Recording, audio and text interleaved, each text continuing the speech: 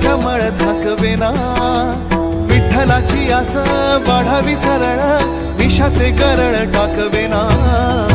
जगण्याचे देवा लाभो ऐसे बळ,